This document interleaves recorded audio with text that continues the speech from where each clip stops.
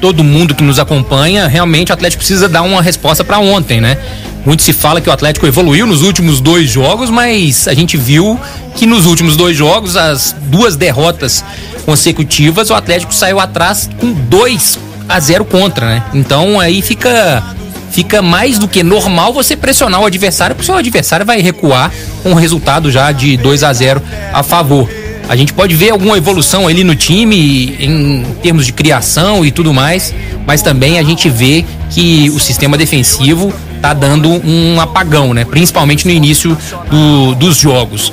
Começando o noticiário do dia falando que o Atlético enviou já o ofício à Conmebol, né? Em protesto, na verdade, questionando os critérios das marcações dos pênaltis, né? Na verdade, da marcação do pênalti na Arena da Baixada. O Atlético colocou como comparação, né? O lance do Melgarejo, meia do Libertad aqui, foi um lance praticamente igual ao sofrido lá na Arena da Baixada, no pênalti marcado pelo Atlético Paranaense, para o Atlético Paranaense, pelo Pedrinho, né, que colocou a mão na bola, a bola tocou e tudo mais.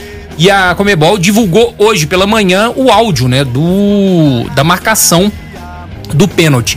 E aí chamou a atenção, Pedro e Léo, que na análise do VAR, eles falam que a bola toca na cabeça do atacante e vai direto no braço de bloqueio do defensor. Defensor, no caso, seria o Paulinho ali, que tá tentando tirar a bola. Em nenhum momento eles falam que a bola resvala na barriga.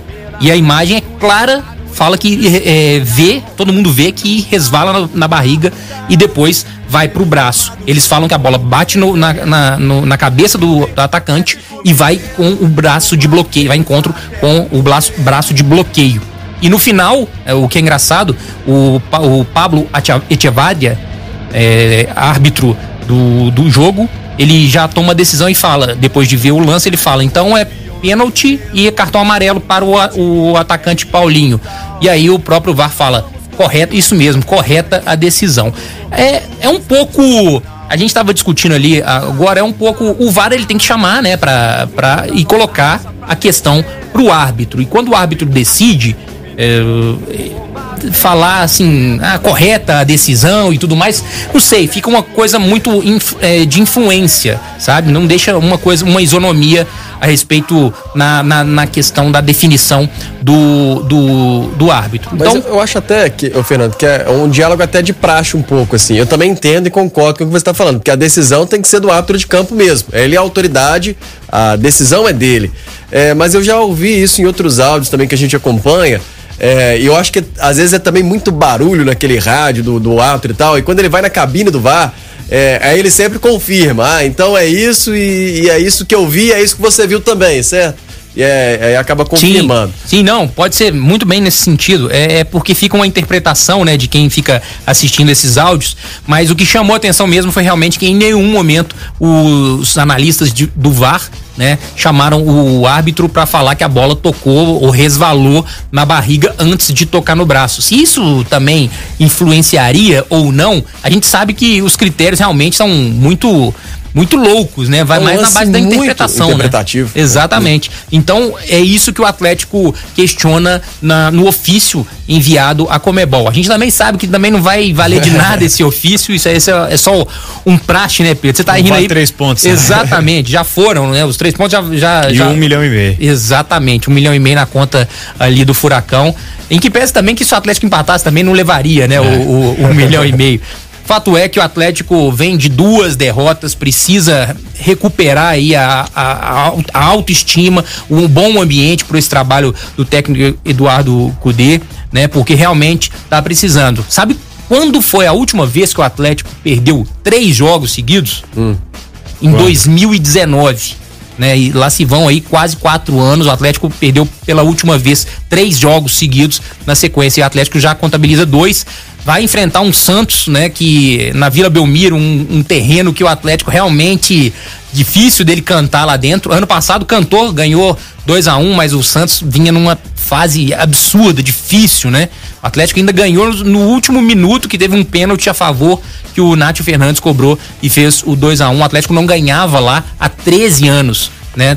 Tirando a vitória do ano passado. Então é sempre um terreno que o Atlético tem muita dificuldade, que é a Vila Belmiro. Agora, sem querer comparar, mas comparando, nem o Atlético do Dudamel, né? Perdeu 3 vezes então seguidas, né? Isso que também teve muito tempo pra isso, né? Não deixaram ele perder tanto, né? Mas a verdade é isso, nem o Atlético do Dudamel teve 3 derrotas seguidas. Então o técnico Eduardo Cudê, se perder no domingo ali, vai bater uma marca bem negativa nos últimos 4 anos.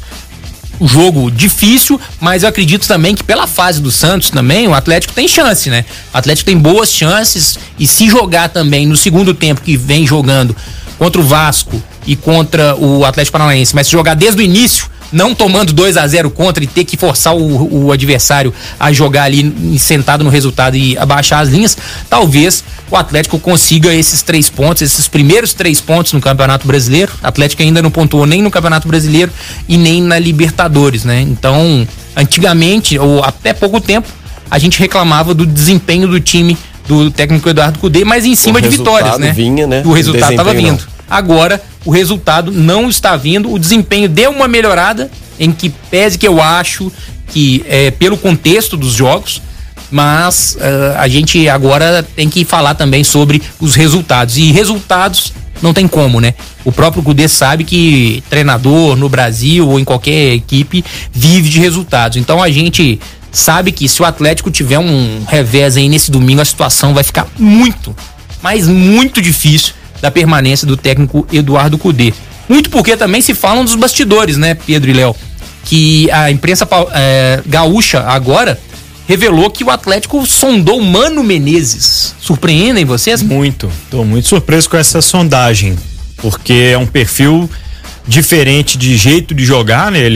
A gente até falou do Mano Menezes aqui no final do ano passado, naquele balanço de Campeonato Brasileiro, que ele ainda é um treinador com algumas características, né, de formar uma defesa mais sólida e às vezes deixa a desejar nesse quesito, né, de pedir jogo, dá mais pro adversário, e é um treinador que é objetivista, né, tem bons resultados nesse sentido, principalmente em campeonatos como o Campeonato Brasileiro, mais longos, mas ao mesmo tempo vejo que o Mano Menezes tem uma identificação muito grande com o Cruzeiro, apesar de não sei se é ainda bem quisto como a época, né, pela torcida do Cruzeiro, mas é um treinador que provocou muitas vezes o Atlético, né, nos confrontos. A gente sabe que isso faz parte do futebol, mas eu fico surpreso com essa sondagem, sim. Eu confesso que nem tanto. Eu não tô lembrando muito das provocações também. Talvez se eu ver as provocações e relembrar, eu posso ter um comentário Ele chamou diferente. A imprensa de aldeísta, né? De aldeia, por conta de que abraçava um certo clube da capital. Eu acho que é mais pontual, isso é do humano, né? Mas assim, eu acho que não é em relação ao clube necessariamente, sabe? Eu pelo menos não vejo o Mano, apesar da história de campeão, de Copa do Brasil, com o Cruzeiro e tal, eu não vejo ele muito cruzeirense, sabe? Eu acho que por onde... Vai explicar isso pra torcida do Atlético. Eu sei que é difícil, mas eu acho que por onde ele passa, ele tem, ele carrega essa personalidade dele, sabe? Ele tem uns embates, né, com os rivais locais que ele realmente... Vira e mexe, no próprio Internacional, há poucos dias, ele deu uma diretaça pro Cudê, né? Então ele é um pouquinho mais polêmico, assim. Rapaz, talvez isso explique alguma coisa, viu? Tá aí, ó. Sondagem aí, em cima da hora, ué. E aqui, eu não duvido que essa sondagem possa ter acontecido. Não é que o Atlético, digamos assim, vai querer contratar o Mano ou esteja até contratando treinador nesse instante, até porque tem um treinador. Mas a gente sabe que a situação no cargo tá difícil. E então, é mais do que normal a diretoria se precaver, né? Pode ser que o Cudê fique no Atlético até o fim da temporada, até o fim do contrato dele. Mas, se a situação está balançando, o Atlético vai respeitar o treinador que está no cargo, óbvio, mas nada custa você sondar como está o mercado, como está o interesse dos outros treinadores. Então, acho que isso pode estar acontecendo mesmo. E falando sobre Cudê, Pedro e Léo, faixas foram colocadas, né, na cidade aí, próxima à sede de Lourdes, contra o próprio treinador do Atlético, né? Falando a respeito da multa, né? Se ele teve palavra, que assine a multa, e também uma crítica de quem colocou a multa, né? De 26 milhões para um treinador e tudo mais. Então, assim, a gente vê que também há um trabalho orquestrado, né? E aí a gente não pode falar se é torcedor ou de quem quer que seja, porque não assinou Então, quando não se assina, a gente pode levantar várias questões, né, a respeito disso. Mas também há um movimento... Até o Cudê, né? Colocou na faixa, quebrar, manda embora e pagar a multa. Mas a verdade é que há um movimento também orquestrado de pressão contra o treinador para que ele assine essa multa, né? A gente sabe, e vamos falar a verdade, temos um tempinho aí de futebol pra falar que o Atlético não mandou o Cudê embora por conta da multa, né? Não foi por qualquer outra coisa. Não foi porque acreditar num projeto, né? Isso ficou claro depois na coletiva do Sérgio Coelho. Assim. Muito claro. O clube, claro que não vai falar, né? De, olha, não vamos mandar ele embora porque mas nós o não temos dinheiro. Falou isso. Falou, a gente não... ele falou que é um técnico que tem lá, que é respaldado, que a diretoria acredita e tal, mas que o Atlético não ia pagar a multa de 26 milhões. Ele deixou isso claro, né? Sim. Mas não falou que, olha, a gente só não manda por conta. Mas todo mundo sabe que né? O Atlético ainda realmente. Mais pelo momento. Exatamente. Financeiro terrível. Então, o técnico Cudê realmente, ele tá vivendo de resultados, os resultados não estão vindo. Então, ele tá sobrevivendo ainda por conta desses resultados, até chegar a um certo ponto que realmente vai ficar insustentável, né, Léo? Ou eles sentam e chegam num denominador comum a respeito dessa possível rescisão, ou o Atlético tem que vencer, né? Então o Atlético tem que vencer de qualquer jeito o Santos. Esse jogo trata aí de não vou falar de vida ou morte aí não, porque talvez seja um exagero, mas realmente o trabalho do Cudê precisa muito dessa resposta para sobreviver no comando. Ontem ele liberou, né, os jogadores do Atlético porque a saída da delegação foi de madrugada, atrasou bastante, e aí ele liberou o treinamento de ontem. Então, portanto, o Atlético vai fazer o primeiro treinamento visando o confronto contra o Santos pela segunda rodada. Vai fazer hoje à tarde na Cidade do Galo. O Atlético só vai ter esse treinamento e o treinamento de amanhã, aquele treinamento rachão ali e tal, e depois viaja para Santos por volta de meio-dia de amanhã, e domingo ele encara o Peixe na Vila Belmiro. Tarefa difícil, né, Pedro? Tarefa difícil, embora mesmo não acreditando. Momento, né? Como é que é? Embora o Santos não esteja no momento. Acreditando nesse time do Santos, né? Vamos ver hoje. O Santos joga hoje ainda na Sul-Americana, Audax Italiano em casa, a gente falou aqui. Mas perdeu pro Grêmio na semana passada, assim, com um jogo bem abaixo. Dos dois, aliás. Foi um jogo abaixo dos dois times. Teve pênalti perdido, né, pro Soares, pelo lado do Grêmio. Um jogo bem fraco. 1-0, jogo bem fraquinho domingo à noite. Enfim, daqui a pouco...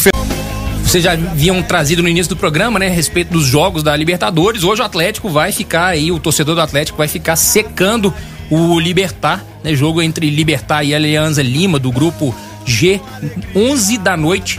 Lá no Paraguai, a Paramount vai ser a transmissora, né, desse jogo. E o melhor resultado aí seria uma vitória do Alianza, né? Um jogo improvável, né? Na verdade. Faz de serviço. O Alianza vencer para tentar embolar o grupo aí, porque ali ficaria só o Atlético Paranaense com 2 rodadas aí de diferença do Atlético. Caso o Libertad empate, vai ficar tudo igual, né? Com 4 pontos também vai ficar com 2 rodadas.